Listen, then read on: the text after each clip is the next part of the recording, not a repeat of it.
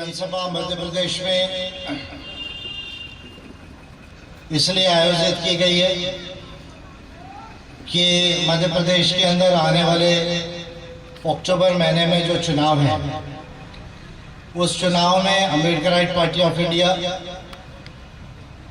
ज़्यादा से ज़्यादा सीटें कॉन्टेस्ट करेगी और इस बात को देखेगी कि बीजेपी की सरकार की जो नीतियां, गलत नीतियां और कुशासन यहाँ पर हुआ है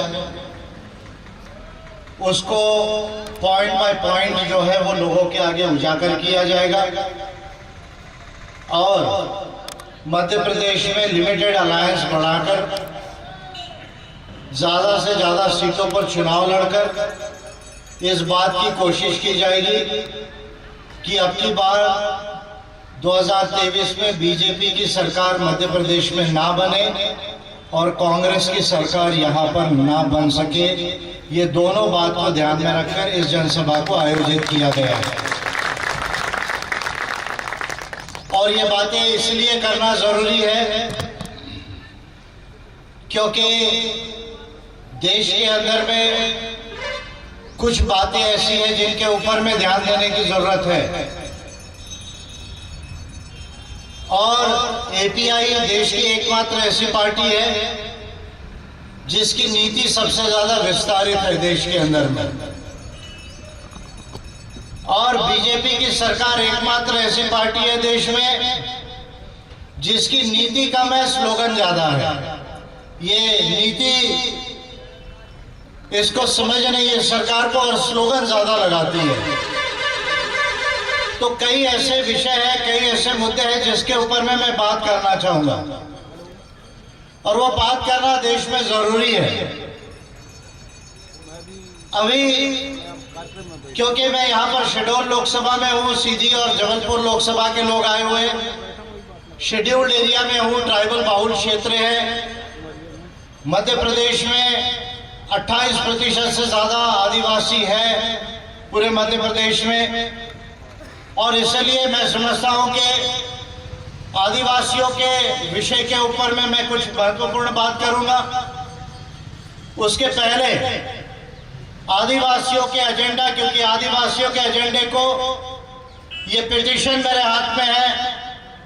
9 अगस्त 2022 को इंटरनेशनल इंडिजिनियस पीपल्स डे के ऊपर मैंने राष्ट्रपति मैडम को जो है 17 पॉइंट का एजेंडा ये विस्तार में आदिवासियों का लिखकर दिया हुआ है कि अगर आप आदिवासियों का उद्धार इस देश में करना चाहते हैं, आदिवासियों के अधिकारों को अगर सुरक्षित करना चाहते हैं तो ये 17 पॉइंट करके आप दिखा दीजिए मोदी गवर्नमेंट। मैं इस बात को मान जाऊंगा। ये 17 पॉइंट राइटिंग में मैंने दिए हैं, ह्यूमन राइट्स इंटरनेशनल लॉ में दिए हैं, कॉन्स्टिट्यूशन ऑफ इंडिया के तहत दिए हैं, प्रिवेलिंग जो लॉज है उनके अंदर दिए हुए हैं।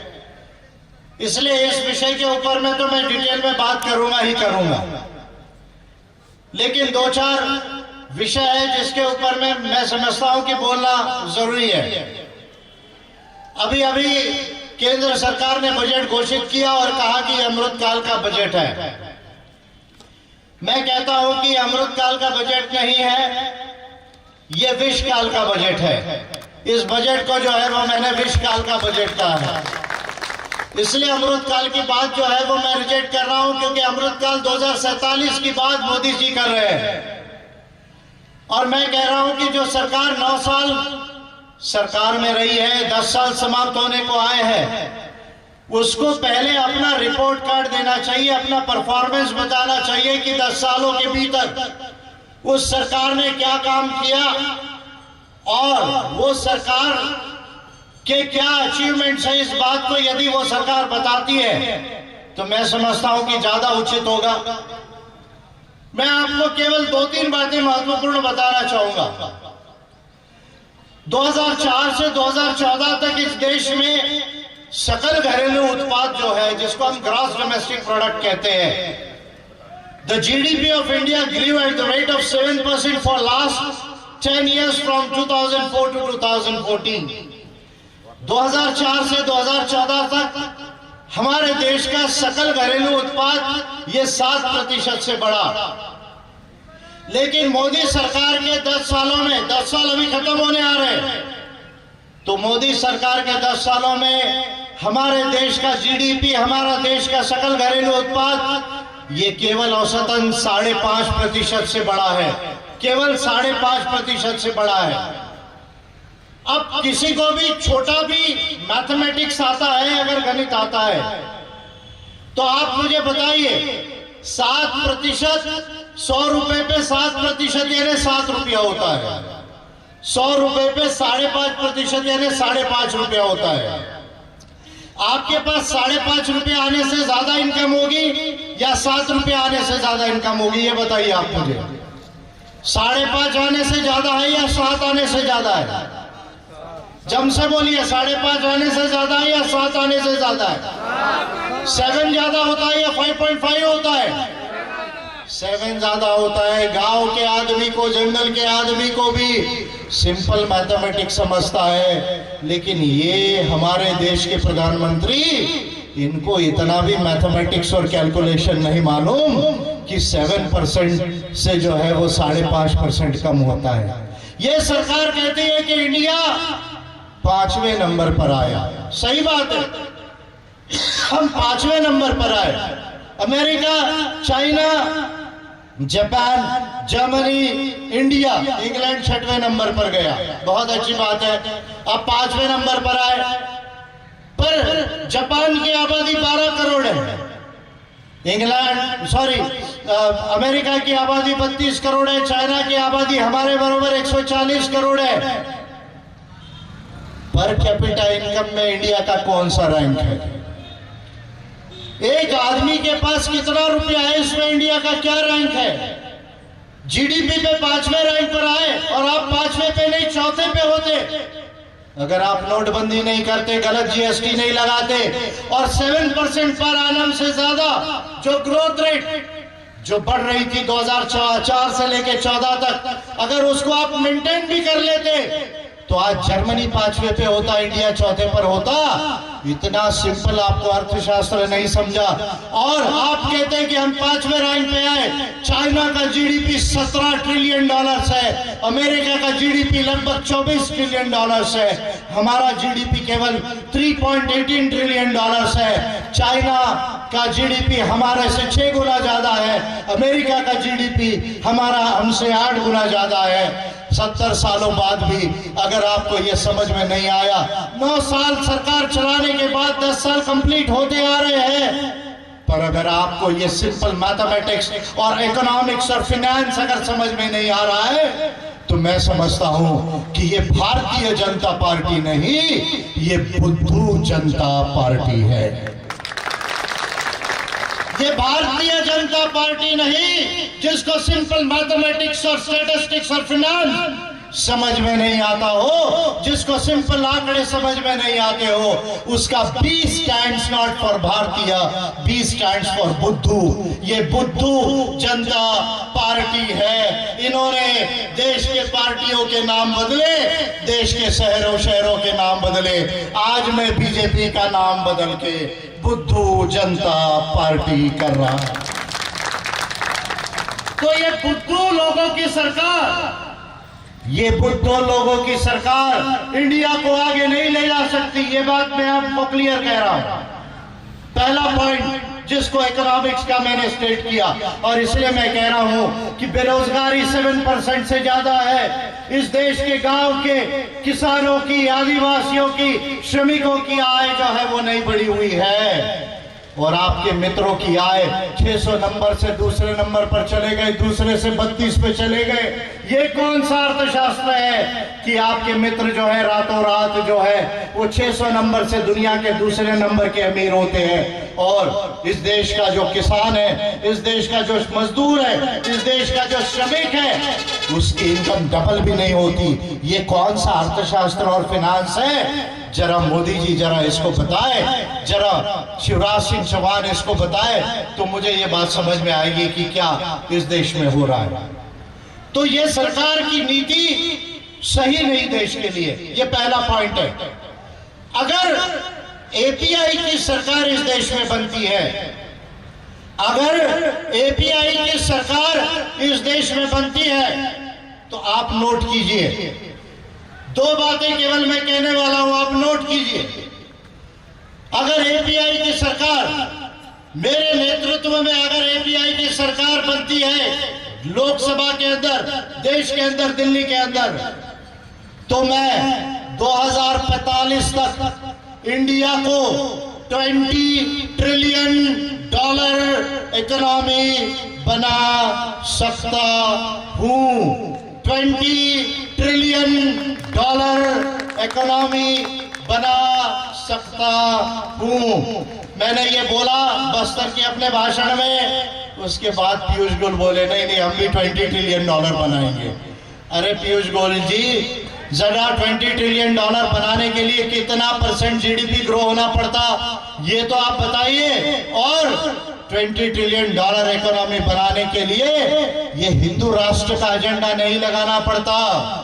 हिंदू राष्ट्र है या नहीं, ये जो प्रचार डेली जो है वो टेलीविजन से कुछ इनकी संस्थाएं, मोहन भागवत जी से जुड़ी हुई संस्थाएं, आरएसएस से जुड़ी हुई संस्थाएं करती है, वो स्लोगन लगाने से आप विकसित राष्ट्र नहीं बन जाएंगे, $20 ट्रिलियन इकोनॉमी नहीं बन जाएंगे। वो यदि करना है तो ज्ञान विज्ञान की नीतियों को अडॉप्ट करना पड़ेगा। इंडिया को साइंस और टेक्नोलॉजी और नॉलेज में सबसे उन्नत बनाना पड़ेगा। और हार्वर्ड से और स्टैनफोर्ड से, येल से, बॉस्टन से, कैम्ब्रिज से, MIT से बड़ी यूनिवर्सिटीज जब इंडिया के अंदर होगी, इंडिया के लोग विदेश में पढ़ने नहीं जाएंगे। जिस दिन अमेरिका, चाइना के लोग इंडिया में पढ़ने आएंगे, तब जाके इंडिया जो है वो नंबर 1 कंट्री बनेगा। इस बात को समझने की जरूरत। ये आपके हिंदू राष्ट्र के स्लोगन से बनने वाला नहीं है।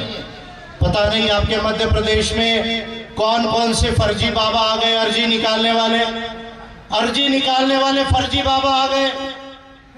मैंने कहा अगर इनकी अर्जी मैं निकालूं तो ये फेल क्लास होगा। इनको मैथमेटिक्स में देखो, इनको ज्योग्राफी में देखो, हिस्ट्री में देखो, पॉलिटिकल साइंस में देखो, कितने नंबर आए, तो इनको फेल क्लास मिलेगा। तो सुप्रीम कोर्ट ऑफ इंडिया ने क्या कहा पिछले सप्ताह में, जब उपाध्याय जी ने PIL को लेकर गए कि नाम बदलने के लिए एक आयोग बनाया जाए, तो सुप्रीम कोर्ट ऑफ इंडिया ने कहा कि भाई India is a secular state, India धर्मनिरपेक्ष राज्य है। ये सुप्रीम कोर्ट ऑफ इंडिया ने कहा। मैं नहीं कह रहा हूं, संविधान में तो लिखा ही हुआ है, पर ये लोग संविधान पढ़ते किधर है, कथावाचक ज्यादा बन जाते हैं। इसलिए इनको संविधान, मानव अधिकार समझ में नहीं आता और विज्ञान तो बिल्कुल समझ में नहीं आता। संविधान में 1976 में 42nd अमेंडमेंट करके ये बात लिखी गई कि इंडिया इज सेक्युलर, धर्मनिरपेक्ष है, हम धर्मनिरपेक्ष राज्य है। अब जब उपाध्याय जी जब PIL लेकर गए तो जस्टिस नागरत्ना और जस्टिस जोसेफ की बेंच ने कहा कि ये PIL इस तरह की आपको लेकर आप आ रहे हैं कि आपको ये मालूम नहीं कि इंडिया धर्मनिरपेक्ष राज्य है। इंडिया का कोई धर्म नहीं, देश का कोई धर्म नहीं है। आपको जो धर्म मानना है मानो या नहीं मानो, वो आपकी इंडिविजुअल चॉइस है, पर हमारे कंट्री का कोई धर्म नहीं, हम धर्मनिरपेक्ष राज्य है। और आर्टिकल 14 समानता, ये सबसे बड़ा एडिफिस है हमारे देश का और कॉन्स्टिट्यूशन का, कि हमारे संविधान ने सबको समान डिक्लेयर किया। ये हमारे संविधान की रीढ़ की हड्डी है। बंधुभाव हमारा संविधान चाहता है, और इसलिए हमें धर्म के विषय में नहीं, देश के विषय में सोचना चाहिए। ये बात सुप्रीम कोर्ट ऑफ इंडिया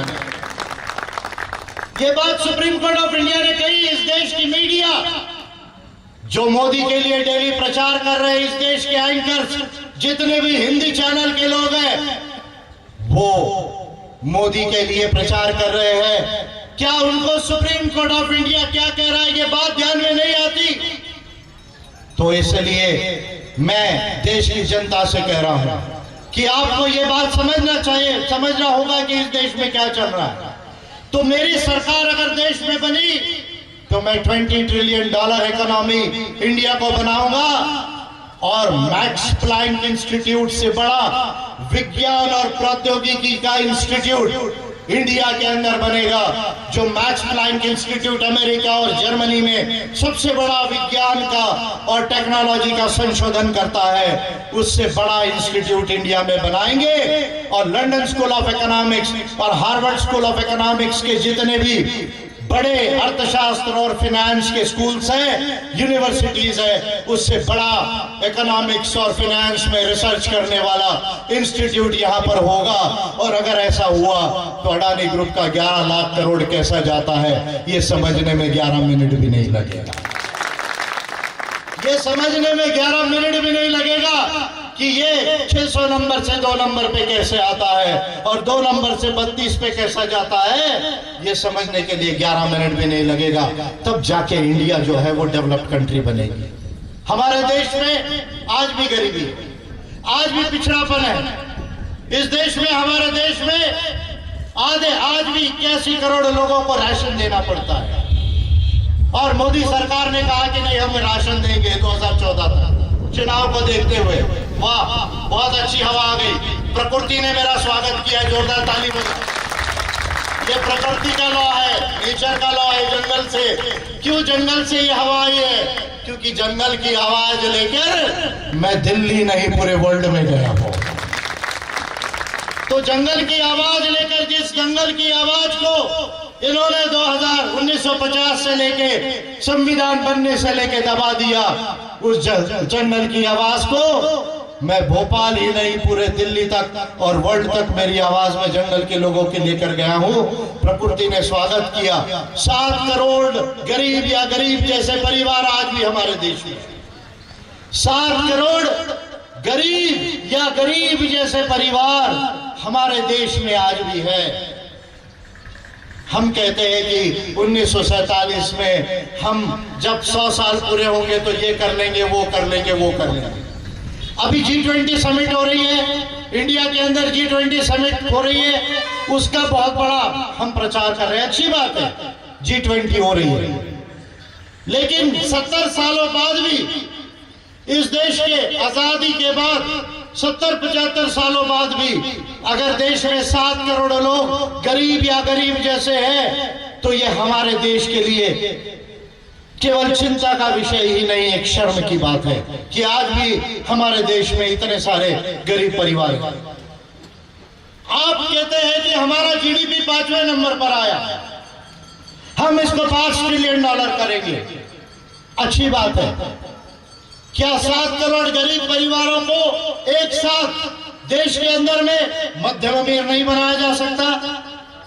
क्या मोदी जी और निर्मला सीतारमण, क्या आपके पास इतनी अर्थशास्त्र और फाइनेंस की समझ नहीं है कि अगर कोई भी सरकार इस देश में चाहे तो देश के अंदर ये 7 करोड़ गरीब परिवार 10 सालों के अंदर में मध्यम अमीर हो सकते हैं?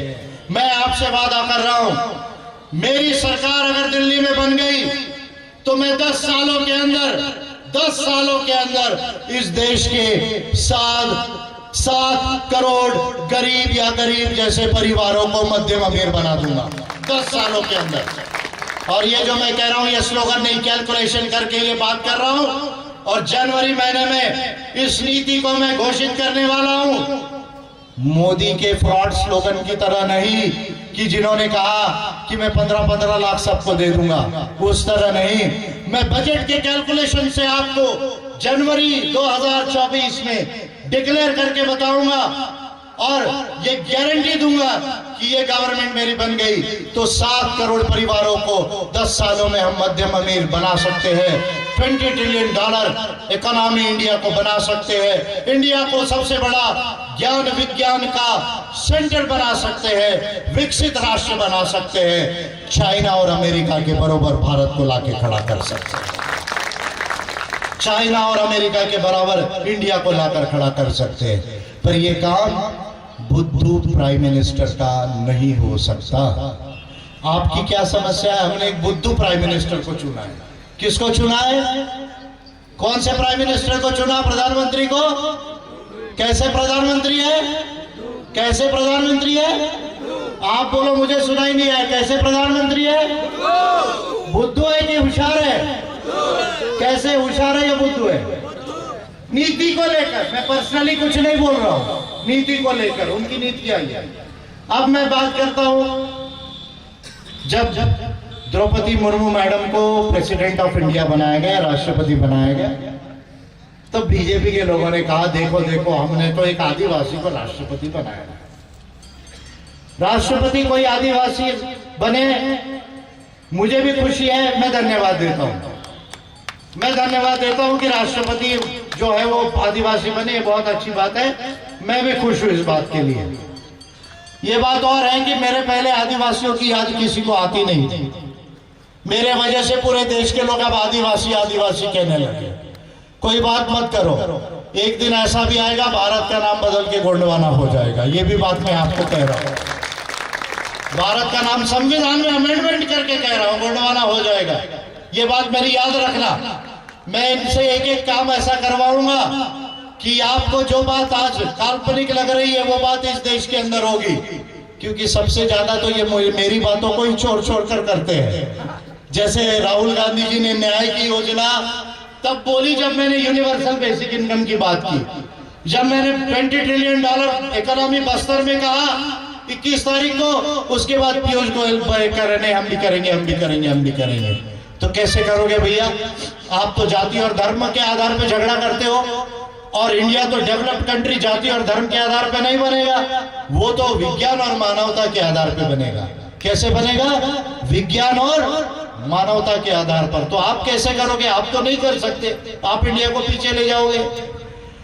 तो मैंने सोचा कि अगर बीजेपी के लोग कह रहे कि हमने प्रेसिडेंट मैडम हमारे वजह से बनी, तो मैंने भी सोचा कि मैं एक आदिवासियों की तरफ से एक एजेंडा दे देता हूं मोदी गवर्नमेंट को और प्रेसिडेंट ऑफ इंडिया को।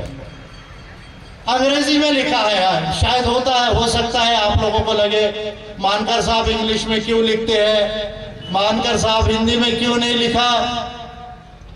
तो मैं इसलिए इंग्लिश में लिखता हूं, उसके कुछ कारण है, इसलिए लिखता हूं। पहली बात तो इनको समझ में नहीं आना चाहिए, इनको जितना कम समझ में आए उतना अच्छा है। क्यों कम समझ में आए, दिल्ली वालों को अगर कम समझ में आएगा तो अच्छा होता है, क्योंकि दिल्ली में जाकर बात ज्यादा करते हैं, जब कम समझ में आता है तब मुंह बंद हो जाता है उन लोगों का, इसलिए उनका मुंह बंद करने के लिए इंग्लिश में लिखे। पॉइंट नंबर 1, मध्य प्रदेश में इंग्लिश मीडियम स्टार्ट किया गया पहली कक्षा से, किया या नहीं किया, हायर इंग्लिश कह रहा हूं, किया या नहीं किया मुझे नहीं मालूम, आप बताइए। इंग्लिश स्कूलें स्टार्ट हुई क्या मध्य प्रदेश में? आंध्र प्रदेश कहता है कि हम पहली कक्षा से इंग्लिश पढ़ाएंगे बच्चों को, तेलुगु भी पढ़ाएंगे लेकिन इंग्लिश जरूर पढ़ाएंगे। आपकी गवर्नमेंट क्या कहती है मुझे नहीं मालूम, केवल हिंदी पढ़ो अगर ऐसा कह रही है तो आपकी सरकार आपको पीछे रख रही है। हिंदी पढ़ो लेकिन साथ में इंग्लिश पढ़ो, अगर ये आपकी सरकार कह रही होगी तो मध्य प्रदेश का हर युवती 10 सालों के अंदर में जो है वो इंटेलिजेंट बनना स्टार्ट होगा।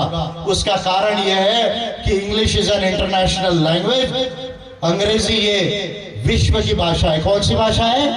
विश्व की भाषा है, और इसलिए पूरे दुनिया को ये समझती है। तो मैंने इंग्लिश में पिटीशन की।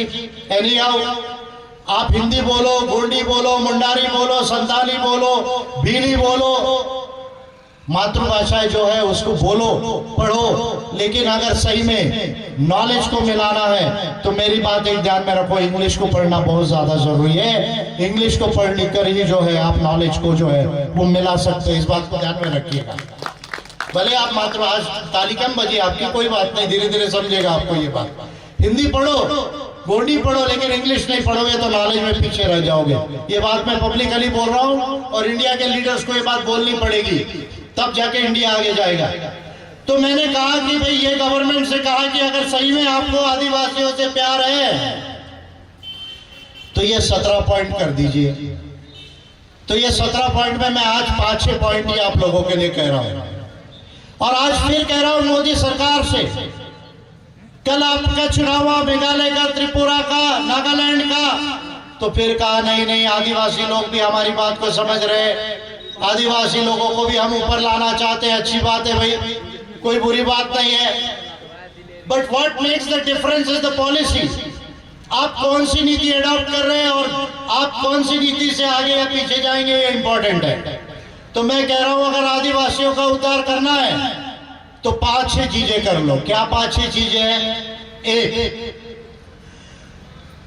एक काम करो कि आदिवासियों की जो भाषाएं हैं उसको 8th शेड्यूल में डालो कॉन्स्टिट्यूशन ऑफ इंडिया के, और article 347 of the constitution of India के तहत उनको ऑफिशियल लैंग्वेजेस डिक्लेयर कर लो।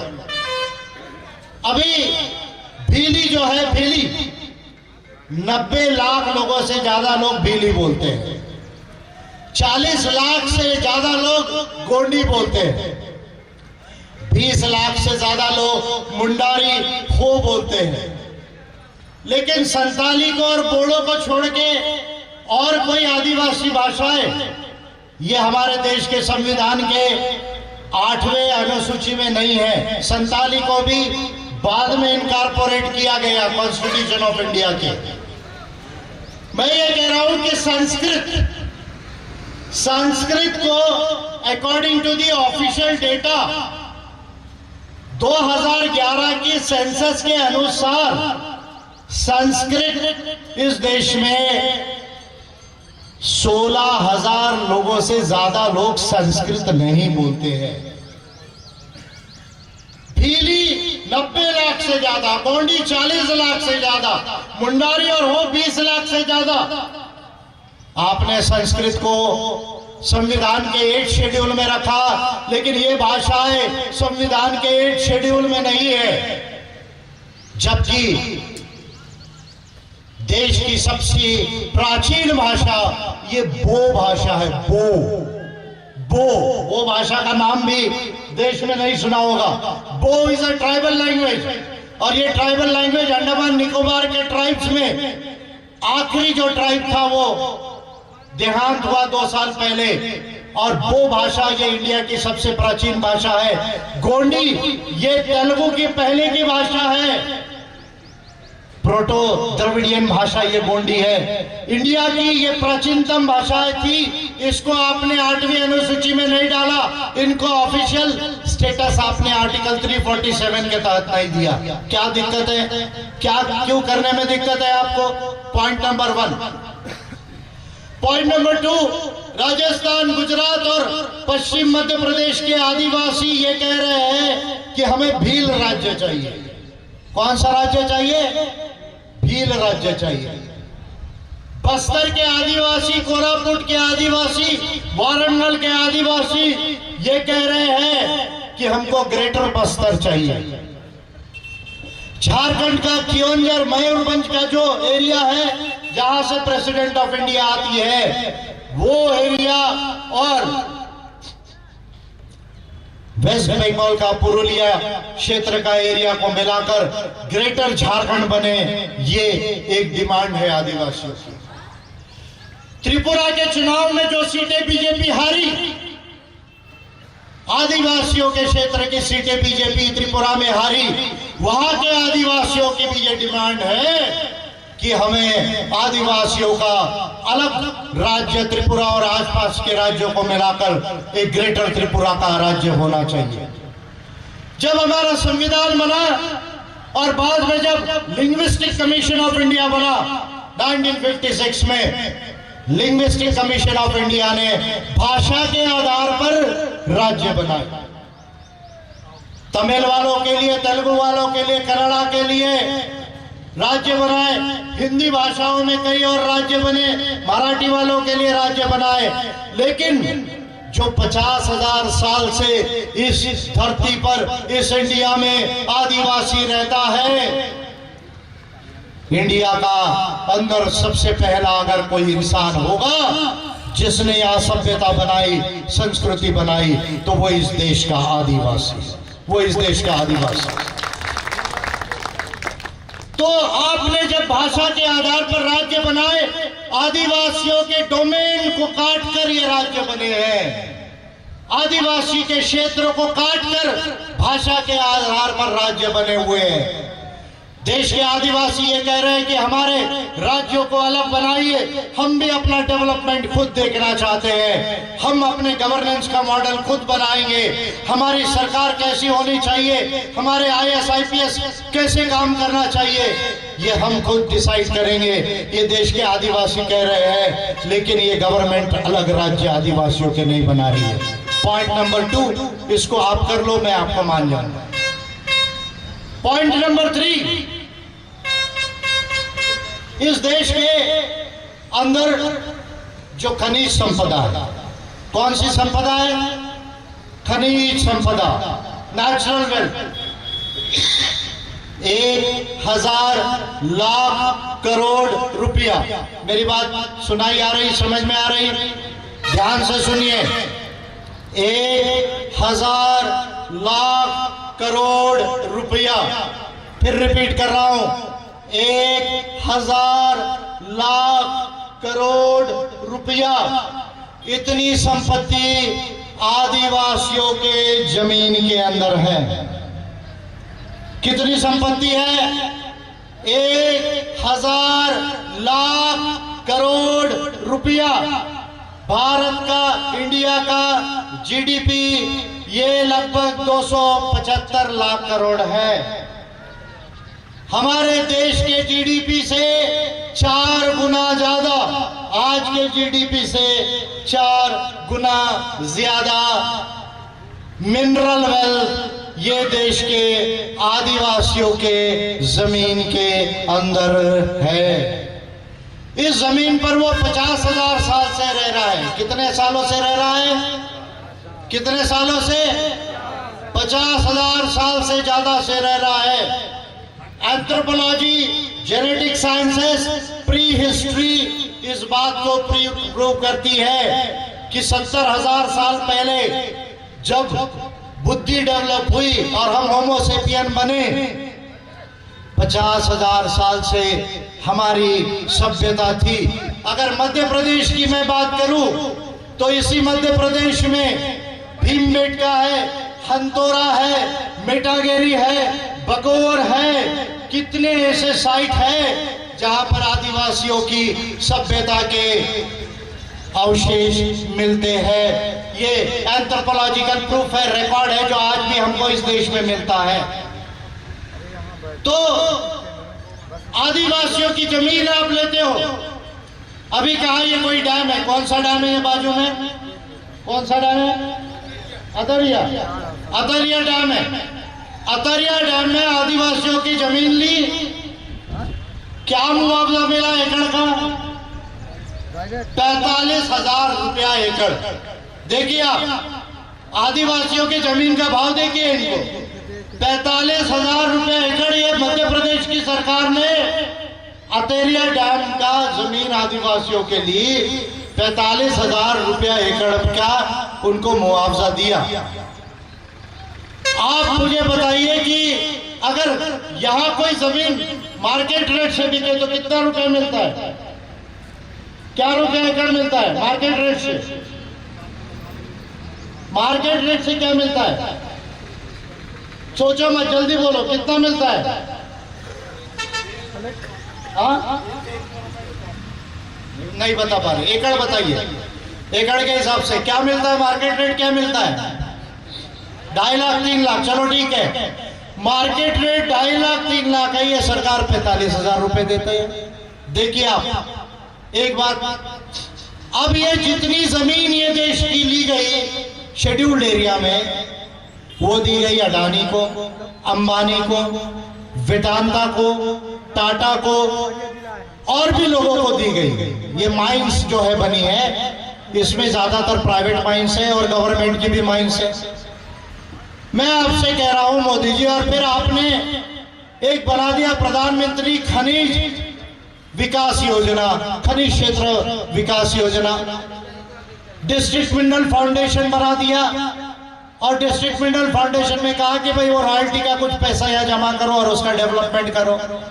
मैं आपसे बहुत सीधी बात पूछ रहा हूं, बहुत सिंपल बात पूछ रहा हूं, क्या आप देश के आदिवासियों को जहां जहां भी उनकी जमीन आप ले रहे हैं और वो देना चाहते हैं, क्या आप देश के आदिवासियों को डायरेक्टली 5%, 10%, 15% का शेयर होल्डर नहीं बना सकते? क्या आपको शेयर होल्डर नहीं बनाया जाना चाहिए उस जमीन के एवज में? क्या उस मिनरल राइट में, उस खनिज संपदा में शेयर होल्डर नहीं बनाया जाना चाहिए? शेयर होल्डिंग मिलना चाहिए या नहीं मिलना चाहिए? मिलना चाहिए या नहीं चाहिए? मध्य प्रदेश के लोग कम आवाज बोलते, क्यों दबा के रखा है क्या आपकी आवाज को, या आपकी आवाज ही कम है? ये बताइए मुझे, मिलना चाहिए या नहीं मिलना चाहिए? मिलना चाहिए या नहीं मिलना चाहिए? मिलना चाहिए या नहीं मिलना चाहिए? तो ये देश में 370 3 दिन में हटाया ये सरकार ने। अब देखिए, ये हमारे देश के प्रधानमंत्री देखिए, बोलते एक है करते और है। इसलिए मैं कभी कभी कहता हूँ ये ड्रामा भी बहुत करते हैं। इन्हें ऐसा ऐसा ड्रामा कर करके बताते हैं, ऐसा ऐसा ड्रामा करते हैं। किसी की छाता याद आ जाता है इनको, किसी का कुछ याद आता है, ड्रामा याद आता है, लेकिन ये सिंपल बातें नहीं इनको ध्यान में आती है। 3 दिन में 370 आपने हटाया, अच्छी बात है। मैं आपसे कह रहा हूं 3 दिन में mines and mineral development and regulation act 1957 का सेक्शन 14 को, सेक्शन 16 को अमेंड कर दीजिए। डिस्ट्रिक्ट मिनरल फाउंडेशन की जरूरत नहीं। एक दिन में देश के आदिवासियों को 10-15% का शेयर होल्डर बना दीजिए। 275 लाख करोड़ रुपया अगर देश का जीडीपी होगा तो एक दिन के अंदर देश के आदिवासियों के पास 100-150 लाख करोड़ से ज्यादा की संपत्ति आ जाएगी। एक दिन के अंदर देश के आदिवासियों के पास 100-150 लाख करोड़ से ज्यादा की संपत्ति आ जाएगी और इस देश का सबसे अमीर व्यक्ति फिर अंबानी नहीं रह जाएगा, आदिवासी इस देश का सबसे अमीर आदमी हो जाएगा। पर यह सरकार करने के लिए तैयार नहीं है। वोट लेने के लिए आपका आदिवासी याद आता है, लेकिन आदिवासी को अमीर नहीं बनाना, यही बीजेपी की पॉलिसी है। आदिवासी को गैर आदिवासी रखा जाए, यही बीजेपी की पॉलिसी है। ये चौथा काम करके दिखा, मैं आपको मान जाऊंगा कि आदिवासियों से आपको प्यार है। फिर ये उमरिया सिटी बन गई, ऐसे शहर बनते हैं। शेड्यूल्ड एरिया में आप शहर बनाते, वहां पैसा लॉ लागू नहीं होता है। शेड्यूल्ड एरिया में शहर बना के आप नॉन शेड्यूल्ड एरियाज को क्रिएट कर रहे हैं। लेकिन शेड्यूल्ड एरिया जो बची हुई है वहां पैसा लॉ और पैसा नियम जो है बनाकर जो ग्राम सभाओं को अधिकार देना है, वो अधिकार आपकी गवर्नमेंट नहीं दे रही है। मैंने 26 जनवरी 2021 को देश की 11 स्टेट्स को जहां पैसा लागू होता है, इंक्लूडिंग मध्य प्रदेश, उनको पिटीशन किया कि भाई पैसा नियम बना के ग्राम सभाओं को क्या क्या अधिकार, कैसे अधिकार देने की जरूरत है। लेकिन मध्य प्रदेश की सरकार ने नहीं किया, छत्तीसगढ़ की सरकार ने नहीं किया। तो मैं ये कह रहा हूं कि ये पैसा लॉ को ठीक से पैसा रूल्स बना के इंप्लीमेंट करो, और पैसा लॉ जो वीक है उसके अंदर में जो पनिशमेंट और फाइन का प्रोविजंस प्रॉपर नहीं है उसको इंप्लीमेंटेशन करो। ये क्षेत्र में 1.5 एकड़ 2 एकड़ भी जमीन आदिवासी परिवारों के पास नहीं बची। आदिवासियों को छोड़ के बड़े शहरों में मजदूरी के लिए जाना पड़ रहा है। वन अधिकार अधिनियम में, फॉरेस्ट राइट्स एक्ट में 2006 में ये प्रोविजन है कि 10 एकड़ तक की जमीन ये आदिवासियों को दी जानी चाहिए। ये ग्राम सभा प्रस्ताव पारित करके रिकॉर्ड बना के अगर कलेक्टर को सबमिट करती है तो 10 एकड़ तक के ये जमीन आदिवासियों को दिया जाए। ये प्रोविजन फॉरेस्ट राइट्स एक्ट में है, आपने नहीं दिया। इन जंगलों में बैम्बू होता है, तेंदुपत्ता होता है, गम होता है, लैक होता है, फल फ्रूट होते हैं। आदिवासियों से 10 रुपया किलो, 20 रुपया किलो जो है लिया जाता है और उसको वहां पर 100 रुपया, 150 रुपया, 200 रुपया किलो में बेचा जाता है। मैं मध्य प्रदेश की सरकार से ये पूछना चाहता हूं कि क्या आप ट्राइबल मार्केटिंग फेडरेशन बनाकर, एक आदिवासियों का मार्केटिंग फेडरेशन बनाकर, क्या मार्केट रेट के आसपास आदिवासियों से डायरेक्ट जंगलों से तेंदुपत्ता और गम और लाट नहीं ले सकते, जिससे आदिवासियों की आय जो है वो 2 गुना 4 गुना हो जाए? क्या आप पोस्ट ऑफिस की ब्रांचेस आदिवासियों के गांव में नहीं खोल सकते? क्या आप बैंक की ब्रांचेस आदिवासियों के गांव में नहीं खोल सकते? क्या आपको जितनी पोस्ट ऑफिस की एफडी या आरडीज है या और भी जो स्कीम्स है, क्या होगा या नहीं होगा चालू?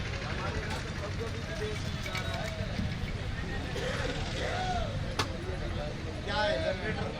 हाँ कोई बात नहीं, 1 मिनट में हो जाएगा, चलो कोई बात नहीं। यहाँ से सब गेहूँ बेचते सरकार गेहूँ का लालच नहीं कि हम नहीं, अच्छी बात है, जानबूझ के सही बोला। अच्छी बात है, कोई बात नहीं। वीडियो चालू रखो, वीडियो चालू रखो, कोई बात नहीं, अच्छी बात है, अच्छी बात है। वीडियो चालू रखना, वीडियो चालू रखो, अच्छी बात है। मध्य प्रदेश में अभी भी बिजली जाती है, इसका प्रमाण मिला हुआ है। अभी भी उमरिया जैसे शहर में भी बिजली जाती है, गांव-गांव में बिजली 24 घंटा नहीं चलती है, ये इसका प्रमाण है। अच्छा हुआ बिजली गई, ये प्रमाण मिल गया कि अभी तक मध्य प्रदेश की बीजेपी गवर्नमेंट और सेंट्रल गवर्नमेंट उमरिया जैसे शहर में भी 24 घंटा बिजली नहीं दे सकती। जो सरकार 24 घंटा कम दर में, कम रेट में बिजली नहीं दे सकती, वो इंडिया को विकसित राष्ट्र तो कम से कम नहीं बना सकती, विकसित राष्ट्र कम से कम नहीं बना सकती। तो मैं ये कह रहा हूं कि यहाँ का महुआ भी विदेश चले जाता है, जंगलों से 20 रुपए में लिया जाता है, वहां 150 रुपए बिकता है। मैं मध्य प्रदेश की सरकार से ये कहता हूं कि ट्राइबल मार्केटिंग फेडरेशन बनाकर क्या डायरेक्टली मार्केट रेट के आसपास उसको खरीद के आप स्वयं मार्केटिंग नहीं कर सकते? क्या आप बड़े ट्रेडर्स को उसको नहीं दे सकते, जिससे आदिवासियों की आय डबल हो जाए? ये क्षेत्र में आदिवासियों के रिकॉर्ड पर बाहरी लोगों के रिकॉर्ड है, बाहरी लोगों के रिकॉर्ड के नाम है, जमीन आदिवासियों की रिकॉर्ड पर और बाहरी लोगों के नाम है। अरे जो कभी जंगलों में रहे ही नहीं, जो कभी आदिवासी रहे ही नहीं, ऐसे लोगों के नाम, ऐसे समुदायों के नाम वो कागजों पर आदिवासियों के जमीन पे मिलता है। मैं मध्य प्रदेश के तमाम आदिवासियों से कह रहा हूं, ग्राम सभा करो, ग्राम सभा करके ये जमीन आदिवासियों की है, जो रिकॉर्ड 1950 या उसके बाद का या पहले का मिलता हो उसको प्रोड्यूस करो, ग्राम सभा पारित करो और एसडीएम के पास वो सबमिट करो। पंचायती राज अधिनियम मध्य प्रदेश और land revenue code Madhya Pradesh में ये प्रोविजन है कि आदिवासियों की जमीन गलत ढंग से अगर किसी गैर आदिवासी ने हथिया ली हो तो ये कलेक्टर का और एसडीएम का ड्यूटी है कि वो जमीन उसको छुड़ाकर सही रिकॉर्ड करके आदिवासी को देना। ये कलेक्टर और एसडीएम की जो है वो जिम्मेदारी है। और अगर कलेक्टर और एसडीएम ना करे तो फिर मुझे पूछना, उसका भी रास्ता मैं बताऊंगा। वो अच्छे अधिकारी होते, समझ जाएंगे, करेंगे, कानून का पालन करेंगे, क्योंकि कानून से वो एसडीएम और कलेक्टर बने। कानून का पालन करना उनकी ड्यूटी है। अगर नहीं करेंगे तो कानून के और क्या प्रावधान होते वो भी मैं बताऊंगा। पर अब पूरे मध्य प्रदेश में और देश में जहां जहां भी आदिवासियों के जमीन पर गैर आदिवासियों के नाम फर्जी तरीके से लोगों ने बनवाए हैं, ग्राम सभा करके एसडीएम और कलेक्टर को वो भेजो और ये सारी जमीनें क्लियर करके आदिवासियों ले लो। ये काम आपको करना होगा बड़े पैमाने। मध्य प्रदेश में शिवराज सिंह जी की चौहान ये काम करेगी क्या? आपको लगता है क्या करेगी? क्या करेगी? क्या करेगी? क्या नहीं तो वोट क्यों दोगे? क्यों दोगे? वोट दोगे क्या? वोट दोगे क्या? वोट दोगे क्या? वोट दोगे क्या? छत्तीसगढ़ से मैंने बीजेपी को हराया, एक भी आदिवासी के सीट में बीजेपी नहीं जीती। वे बीजेपी के लोगों सुन लो, आज मैं उमरिया आया हूं, कल ग्वालियर चले जाऊंगा, परसों और कहीं चले जाऊंगा, आपको इस मध्य प्रदेश से मैं हरा के रहूंगा। ये बात ध्यान में रखना। आप अगर ये काम, गलत काम करोगे तो मध्य प्रदेश के अंदर आपका हारना तय है। और दिन रात एक कर लूंगा, लेकिन मध्य प्रदेश से मैं आपको हराऊंगा। और आप, बीजेपी की सरकार कहती है लखनऊ का नाम लक्ष्मणपुर कर दो, इलाहाबाद का नाम प्रयागराज कर दो, कहीं और कहीं का नाम है कुछ कर लो। जब उनको पूछा जाए कि भाई आप शहरों का नाम क्यों बदलते हो यार, क्या दिक्कत क्या है आपको? ये भी हिस्ट्री है और हिस्ट्री में वो चीजें हुई है। अभी आज उस पर ध्यान देने की क्या जरूरत है आपको? तो ये सरकार कहती है, बीजेपी के लोग कहते हैं, आरएसएस वाले, काली टोपी वाले कहते हैं नहीं नहीं, हम तो इसलिए नाम बदलना चाहते हैं क्योंकि इलाहाबाद के पहले तो वो प्रयागराज था, लखनऊ के पहले लक्ष्मणपुर था। ऐसा इन लोगों का कहना होता है कि उसके पहले लक्ष्मणपुर था इसलिए हम लखनऊ को लक्ष्मणपुर कर रहे हैं, इलाहाबाद के पहले प्रयागराज था इसलिए हम प्रयागराज कह रहे हैं। तो मैं आज पूरे इंडिया के लोगों को एक बात कह रहा हूं कि भारत का नाम ये केवल 3600 साल पहले आया जब वेद आए देश के अंदर, लेकिन 3600 साल के पहले ये भारत नहीं था, ये तमिल रट्ट था। तमिल रट्ट के पहले ये कोयामुरी द्वीप था, सिंगार द्वीप था, जिसका मोस्ट पॉपुलर नाम गोंडवाना है। भारत के पहले ये गोंडवाना था, भारत के पहले ये गोंडवाना था। 3600 साल पहले केवल भारत आया, 50,000 साल से ये गोंडवाना था। तो भारत का नाम बदल के क्या किया जाना चाहिए? क्या किया जाना चाहिए? क्या किया जाना चाहिए? तो बोलो गोंडवाना की, गोंडवाना की, गोंडवाना की, गोंडवाना की। तो मैं इंडिया का नाम संसद अगर चले गया तो बीजेपी के लोग सुन लो, 750 सांसद एक तरफ और विजय मानकर एक तरफ। 24 में जा रहा हूं, दिल्ली आ रहा हूं मैं। 14 से 10 साल मैंने देश को, पार्टी को पूरे देश में पहुंचाया। इलेक्शन तो मैं तब भी लड़ सकता था, लेकिन 24 में ये देश की जनता मुझे साथ देगी और मुझे संसद में भेजेगी। और याद रखो, अगर मैं संसद आ गया तो आपको कौन सा डांस देखना है, बस ये याद करना। आपको कथकली देखना है, मैं कथकली कराऊंगा। आपको भरतनाट्यम देखना है, मैं भरतनाट्यम कराऊंगा। अगर आपको डिस्को भी देखना है तो मैं बीजेपी वालों से डिस्को भी करा दूंगा, ये बात ध्यान में रखना। I am going to contest the 2024 Lok Sabha parliamentary elections, and people of India will vote for me, and I am going to come to the new Parliament of India.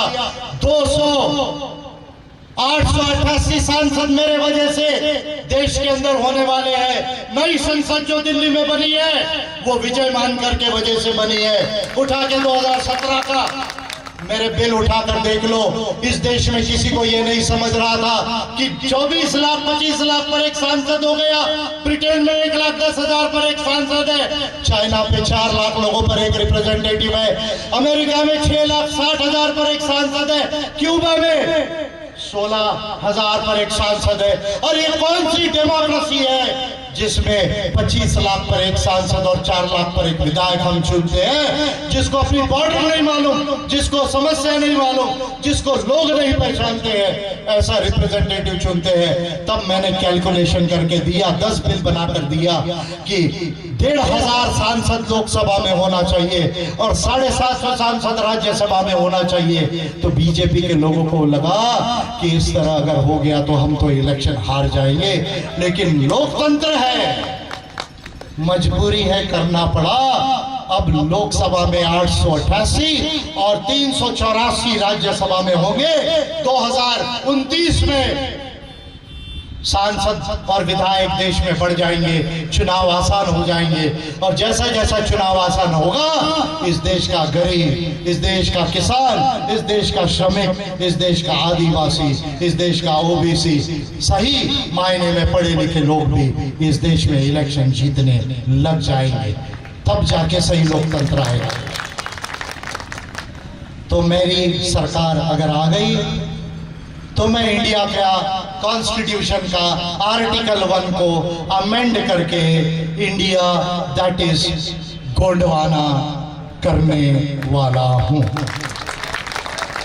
India that is Gondwana करने वाला हूं।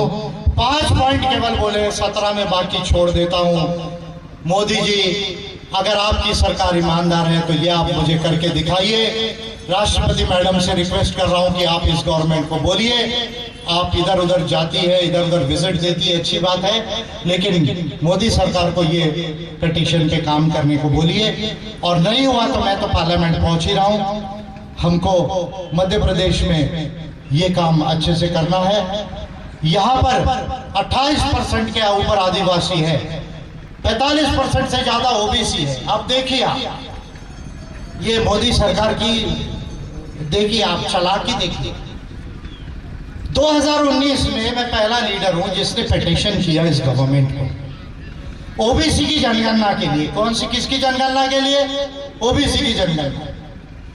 इस देश की आधी आबादी ये other backward classes है, तो भाई आधी आबादी का एजुकेशन लेवल क्या है, उसके पास घर कैसा है, उसके पास जमीन कितनी है, बैंक बैलेंस कितना है, शेयर कितना है, म्यूचुअल फंड कितने हैं, गवर्नमेंट सर्विस में है क्या, प्राइवेट सर्विस में है क्या, उसके बिजनेस है क्या, बिजनेस है तो कितने लाख के हैं, कितने करोड़ के हैं, वो मिडिल मैनेजमेंट में है क्या, हायर मैनेजमेंट में है क्या, वो कंपनीज को ओन करते हैं क्या। आप अगर आधी आबादी का डेटा ही नहीं लोगे तो उनके लिए नीति कैसे बनाओगे? तो Amit Shah ji home minister of India, इनकी मिनिस्ट्री ने 14 पॉइंट में मेरे पिटीशन का रिप्लाई दिया। कहते हैं कि हम ओबीसी की जनगणना नहीं कर सकते। अब मजे की बात है कि नीतीश कुमार जी, बिहार गवर्नमेंट ये जनगणना कर रही है, उड़ीसा की सरकार ये ओबीसी की जनगणना कर रही है। 2 राज्यों की सरकारें ओबीसी की जनगणना कर सकती है, लेकिन मोदी सरकार ये कहती है, अमित शाह जी की मिनिस्ट्री ये करती है, कहती है कि हम सीए एनआरसी तो कर सकते हैं, लेकिन हम ओबीसी की जनगणना नहीं कर सकते। तो मैं 14 पॉइंट मुझे लिख के दिया, मैं जो राइटिंग में वो कह रहा हूं, 14 पॉइंट मुझे लिख के दिया कि हम देश के ओबीसी की जनगणना क्यों नहीं करना चाहते। और मैंने 14 पॉइंट का point by point, point by point, point by point human rights में और कॉन्स्टिट्यूशन में ये प्रूफ करके दिया कि ओबीसी की जनगणना करना क्यों जरूरी है। अगर ओबीसी की जनगणना नहीं होगी तो उनके लिए नीति नहीं बनेगी और ओबीसी कभी भी आगे नहीं जाएगा। ये बात मैंने प्रूफ की, लेकिन ये सरकार ओबीसी की जनगणना करना नहीं चाहती। ओबीसी का वोट तो लेना चाहती है, लेकिन ओबीसी की जनगणना करके उसको विकसित नहीं करना चाहती।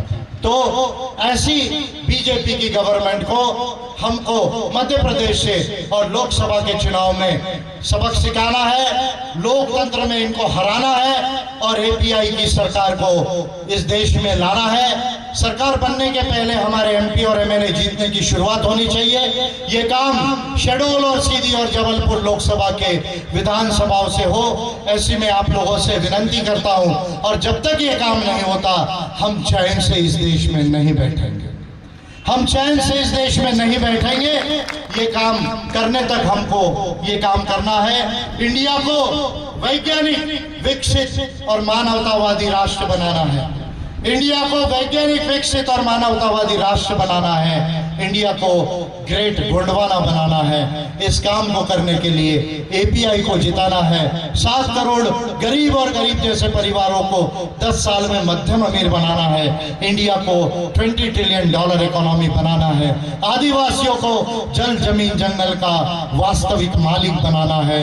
ओबीसी जनगणना करनी है और सबका विकास करना है, किसी के साथ भेदभाव नहीं करना है। ऐसा काम करने के लिए हमको एपीआई को चुनाव में अच्छे से लड़ाना है, किसी से कॉम्प्रोमाइज नहीं करना है और यहाँ से एक बड़ा संदेश भेजना है। आप मेरी बात को समझ के ये काम करेंगे, ऐसी मुझे पूरा आपसे उम्मीद है। और अगर मेरी बात आपको समझ में आई तो एक बार मुझसे मेरे साथ कहिए, गोंडवाना की, गोंडवाना की, गोंडवाना की, गोंडवाना की।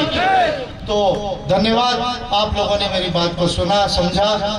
हम महान गोंडवाना बनाएंगे, इंडिया को एक विकसित, वैज्ञानिक और मानवतावादी राष्ट्र बनाएंगे। ऐसी बात कहते हुए अपनी बात को यहीं समाप्त करता हूँ। जय विज्ञान, जय इंसान, जय मानवाधिकार।